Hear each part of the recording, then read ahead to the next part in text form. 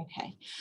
Samantha invited everyone to join the Be Heard Advocates platform. And the intent of the platform is not for all members to join and get updates.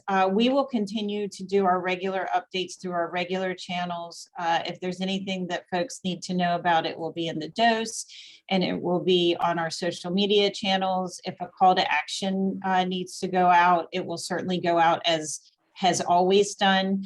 But this is intended more for those who want a little bit more and want to engage in the process a little bit further, have more information, kind of a grassroots effort to make sure that those folks are involved in understanding what's happening, so that when Dave does need action to take place or something is happening quickly, he knows he can go to that platform and his team can go to that platform, and those folks are there already understanding the issues, already engaged in what's happening, and can take action if they need to. So it's not for everybody. Don't feel like you have to go out and get all of your members to join, but the ones that are interested in advocacy, are a little more engaged. Those are the ones that we ask that you encourage to join the platform. So Lauren and Samantha have joined us today. And I think, Lauren, are you gonna share your screen and just walk through briefly that platform so you guys are familiar? Good morning, everyone.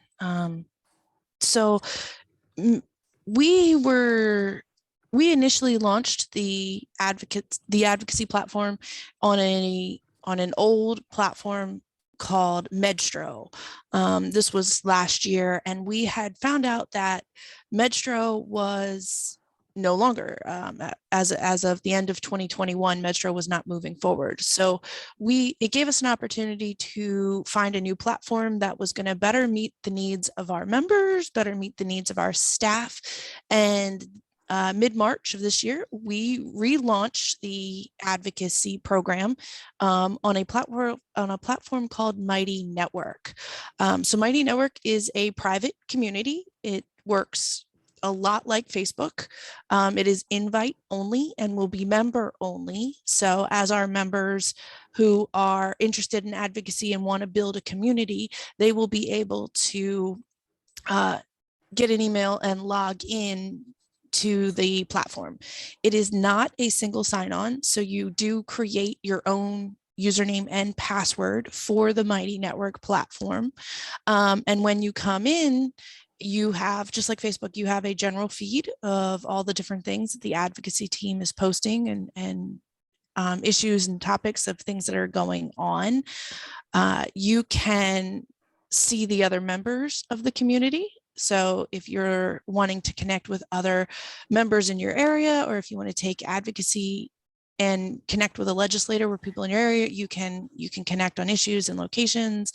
And we also break it out into topics. So as different topics show up and as different things are going on, you can see the tags and see the different pieces specific to those topics. It's extremely easy to use. They can comment on and ask questions, which the advocacy team can connect with. They can like and comment on any of the posts and activity that is going on.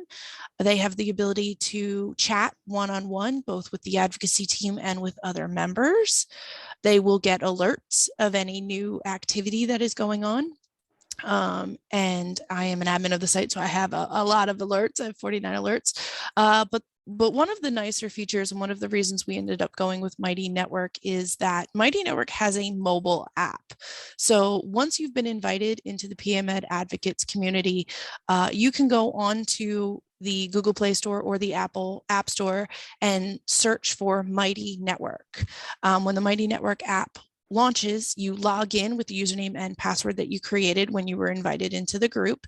And this will allow you to have instant communication and activity within your phone.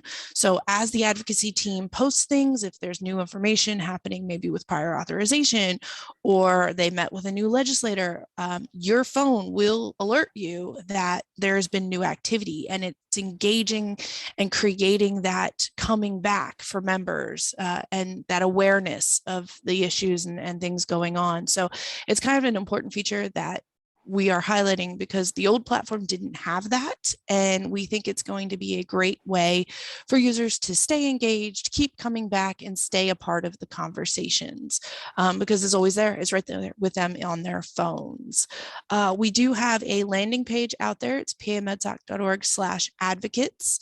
And this is to promote and highlight what we expect from people who wish to be a part of the community and the platform, as well as the sign up form on how to get in and get the invite. So if you haven't already joined, I encourage you, if you have any issues getting connected, feel free to reach out to me or email me and let me know, and we'll make sure you get connected. But we're excited to see this grow, and we will probably see several other communities throughout PA Med throughout this year and next for different topics and audiences. So any questions on the Mighty Network Be Heard Advocates platform?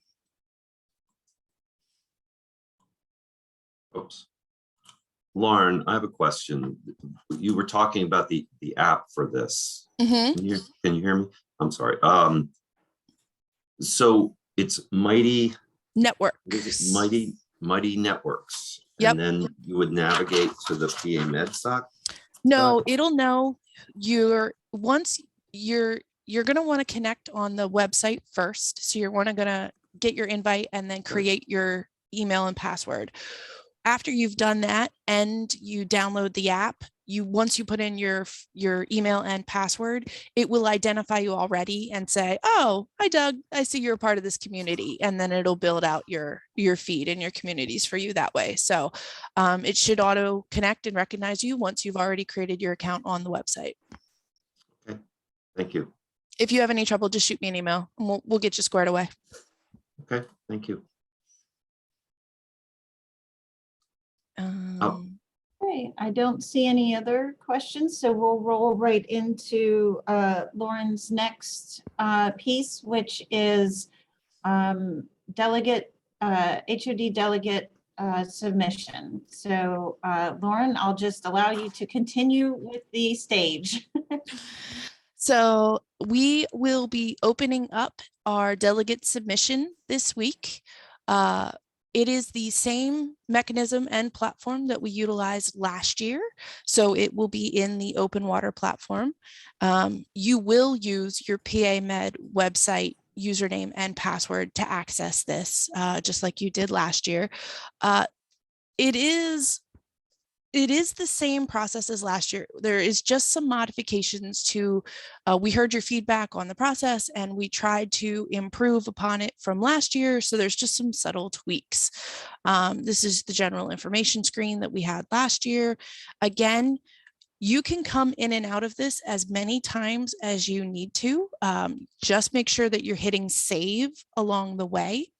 The delegate submission deadline selected by the speakers has been August 25th at 4 p.m. I believe that's a Thursday.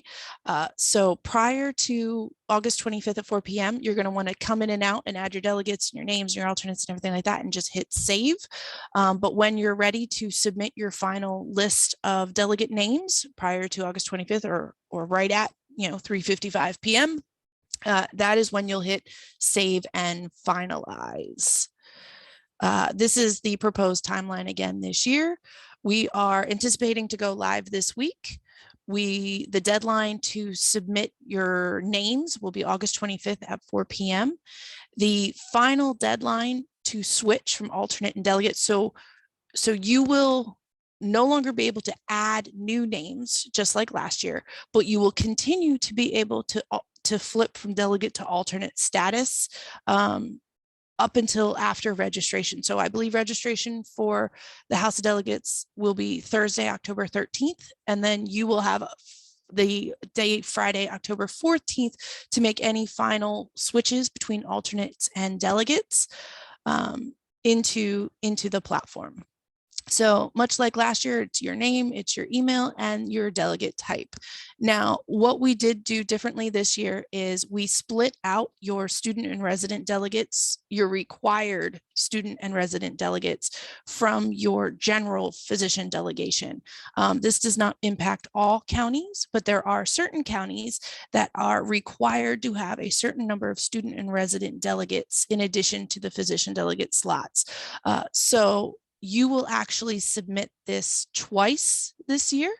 You'll come in and choose Allegheny County, which is your regular delegation, and then any of the required 16 slots that are residents and students, you'll come in and redo it and select your delegate type for that.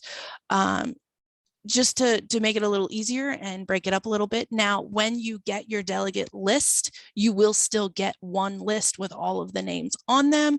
This is just to help with the counts and to make sure that you're keeping your counts together. The other thing we modified this year is last year there were two boxes. There was the delegate and alternate box. This year we have one box and we have the delegate alternate drop down. So you'll add all of your alternates and all of your delegates within the same fields this year and just choose alternate or delegate. The nice thing is once you are no longer in the adding new names phase, you will be able to just come in and modify whether they are delegates or alternates and switch within the same box. So you will see them all together in one place this year instead of broken out delegate versus alternate. So those are the modifications that we have made for this year. We are going to export your delegate lists that were in there from last year. So if you have a lot of regular delegates that come from year to year, you'll be able to just copy that information and paste it into the system this year. So we will provide last year's lists for you so that you can copy and paste the information if you have a lot of reusing delegates. Otherwise, it'll just be adding their first name, their last name, the title if you wish, their email.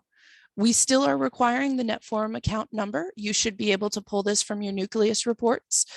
So you'll be able to include the NetForum account number, the credential, which is whether you're determining if they're an alternate or delegate slot, and then any notes that matter for you. If you have want to indicate specialties, or if you want to keep track of anything specific, you do still have that note fields. So as you add them,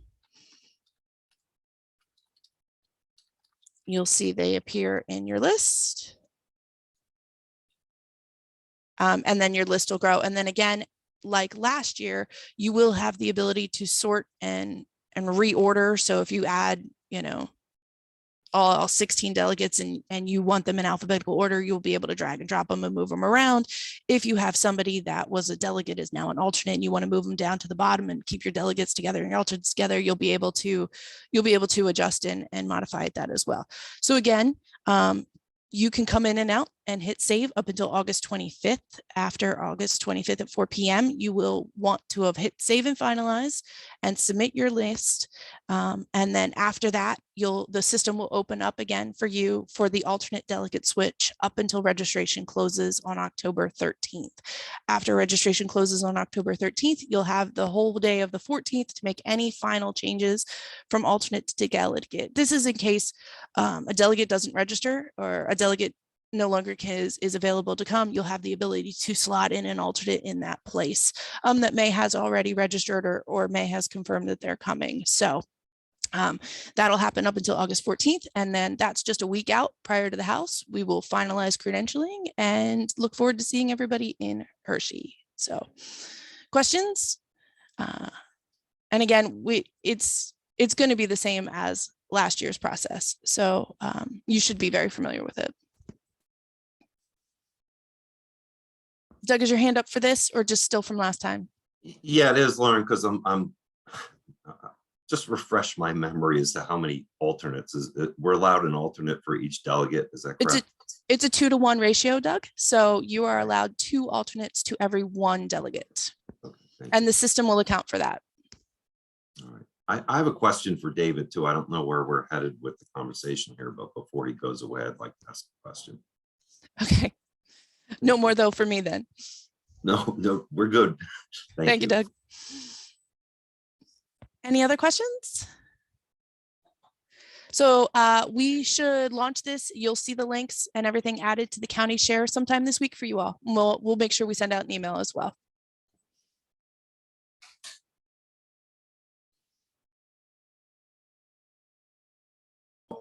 Okay, I was talking and I did not unmute. Go ahead, Doug. Is Dave still here? Dave Thompson? No, I think he left. I'm sorry, Doug. I think he left. That's okay. I just had a question about a bill that was, and I can call him or shoot him an email or something. Okay. 2 other quick updates or just reminders. Your county dues for next year are due by July 1st, and that link is on the share site to do that at any time that works for you. Also, a reminder that if you want to listen to the board meeting coming up, I just put the jot form in the chat there. You can sign up to receive the board information. And then also we'll send it out in an email as well. It's on the share site as well. But the county regionalization grant is still available. So if you have an interest in that, you may go to paymedsoc.org/regionalization. Or also you may click on it on the share site, and we will also include it in an email. But I just wanted to make sure to call everybody's attention to that. So that is all we have for today. Does anybody else have anything or need anything before we go?